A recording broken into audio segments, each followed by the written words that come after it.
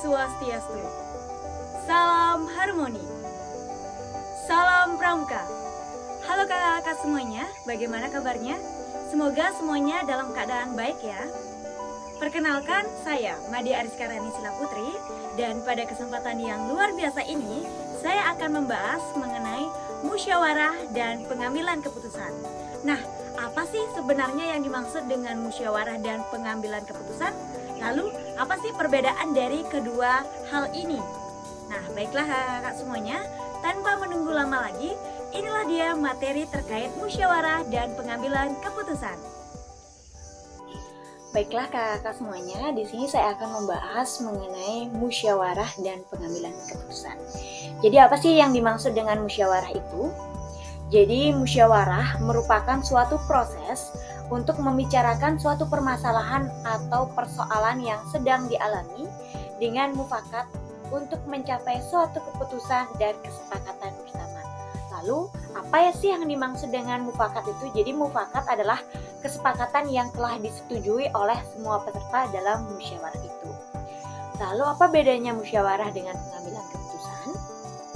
Nah, kalau musyawarah itu adalah proses pembicaraannya, proses pengambilan semuanya. Sedangkan kalau pengambilan keputusan itu adalah suatu proses pemilihan keputusannya saja. Sedangkan kalau musyawarah itu mencakup ke semuanya. Sedangkan kalau keputusan itu adalah hasil dari proses musyawarah atau hasil dari pengambilan keputusan itu sendiri. Kemudian di sini saya akan membahas mengenai tujuan dari musyawarah. Tujuan pertama dari musyawarah tentunya untuk mencapai sebuah kesepakatan. Tentunya dalam musyawarah itu mungkin saja terdapat pendapat-pendapat atau argumen-argumen yang berbeda dari anggota-anggota musyawarah. Nah, disinilah tujuan musyawarah untuk mencapai kesepakatan dari argumen-argumen yang berbeda itu. Kemudian yang kedua adalah problem solving.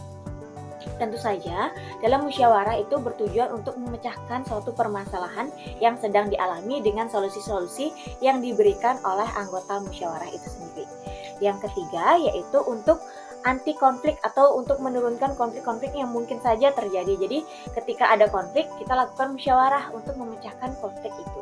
Kemudian yang terakhir, tentu untuk mencari solusi dari permasalahan-permasalahan yang sedang dialami.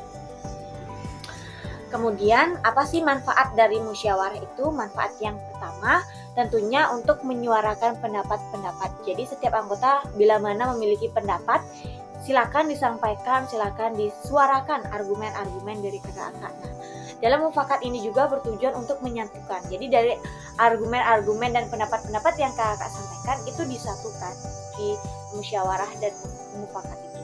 Kemudian, tentunya dapat meningkatkan kebersamaan dan solidaritas. Kenapa di sini disampaikan untuk meningkatkan kebersamaan dan kesolidaritasan? Karena dalam menyampaikan argumen tentu saja ada argumen-argumen yang berbeda. Nah, bagaimana kita bisa menyatukan argumen itu? Bagaimana kita bisa menerima pendapat orang lain yang mungkin saja berbeda dengan pendapat kita? Disitulah solidaritas kita diuji. Kemudian yang keempat yaitu untuk pengambilan keputusan yang bijaksana. Nah, keputusan yang bijaksana ini adalah keputusan yang bisa diterima oleh semua pihak. Jadi keputusan yang kita sudah mengetahui apa dampak positif dan dampak negatif. Nah, jadi diusahakan dalam musyawarah ini kita tidak memasukkan permasalahan atau persoalan pribadi. Misalnya seperti ini. Misalnya si A berpendapat A, kemudian si B ini merupakan teman dari si A. Dia pasti akan mendukung pendapat dari si A ini. Nah, tidak boleh seperti itu. Kalau misalnya alasannya hanya karena teman, itu menurut saya tidak relevan. Lebih baik kita mendukung seseorang itu karena pendapat dan argumen yang disampaikan itu sesuai dengan rasionalnya, sesuai dengan apa permasalahan yang sedang diambil. Jadi jangan karena dia teman kita mendukung pendapat dia, jangan. Kemudian tentu manfaat dari musyawarah itu untuk memecahkan permasalahan yang sedang kita alami. Kemudian syarat-syarat untuk melaksanakan musyawarah, yang pertama tentunya harus dipimpin oleh pemimpin. Jadi musyawarah ini kenapa harus dipimpin oleh pemimpin? Karena pemimpin itu bertujuan untuk mengarahkan bagaimana nanti alur musyawarah dalam musyawarah itu. Jadi agar kita tidak sia-sia juga melaksanakan musyawarah dan tidak terlalu bertele-tele dalam melaksanakan musyawarah itu, dan sebagai penengah.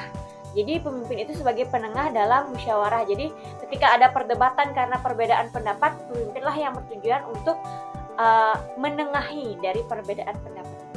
Kemudian peserta dikatakan quorum jika yang hadir itu adalah 50% plus 1 atau 2/3 dari anggota sebuah organisasi itu. Kemudian dalam musyawarah harus ada mufakatnya, harus ada kesepakatannya dalam musyawarah itu. Kemudian yang terakhir adalah suara sah jika suara itu sudah dipilih oleh 50% plus 1 dari anggota atau peserta musyawarah itu. Kemudian di sini saya akan memberikan contoh dari alur musyawarah. Contohnya yaitu pencalonan atau pemilihan ketua dan wakil ketua UKM atau organisasi. Pasti tentunya yang pertama kita akan mencalonkan siapa saja calon-calon yang akan dipilih nantinya. Kemudian ada pengasingan. Setelah pengasingan calon kita ada musyawarah. Nah, di musyawarah inilah yang terpenting, di mana dalam musyawarah itu ada penyampaian pandangan umum. Pandangan umumnya terkait calon-calon yang dicalonkan. Kemudian ada penguatan. Penguatan ini bertujuan untuk menguatkan pandangan-pandangan umum yang telah disampaikan tadi. Nah, ketika setelah penguatan, setelah penyampaian pandangan umum, tidak ada kesepakatan, maka akan dilaksanakan lobbying. Biasanya lobbying ini dilakukan dengan 2 tahap, ada 2 jenis, ada tahapan lobbying tertutup dan terbuka. Jadi kalau lobbying tertutup itu biasanya tertutup, intern orang-orang yang menguatkan saja. Kalau lobbying terbuka itu untuk semuanya, jadi semua peserta akan tahu bagaimana hasil dari lobbying itu. Kemudian yang terakhir, jika belum juga menemukan kesepakatan, maka akan dilaksanakan voting. Voting itu adalah pemungutan suara. Jadi suara yang dianggap sah adalah seperti yang saya sampaikan tadi, suara 50% plus 1. Kemudian yang tahapan terakhir adalah pengumuman pemenang dari suara yang telah diambil. Baiklah kakak-kakak, itulah tadi materi mengenai musyawarah dan pengambilan keputusan yang dapat saya sampaikan. Mohon maaf jika mana ada kekurangan atau kesalahan dalam penyampaian materi ini. Saya Rani, terima kasih. Om Santi, Santi Om. Baiklah kakak-kakak semuanya, itulah tadi materi mengenai musyawarah dan pengambilan keputusan. Saya Rani, terima kasih. Om Santi, Santi, Santi Om. Salam harmoni. Salam pramuka.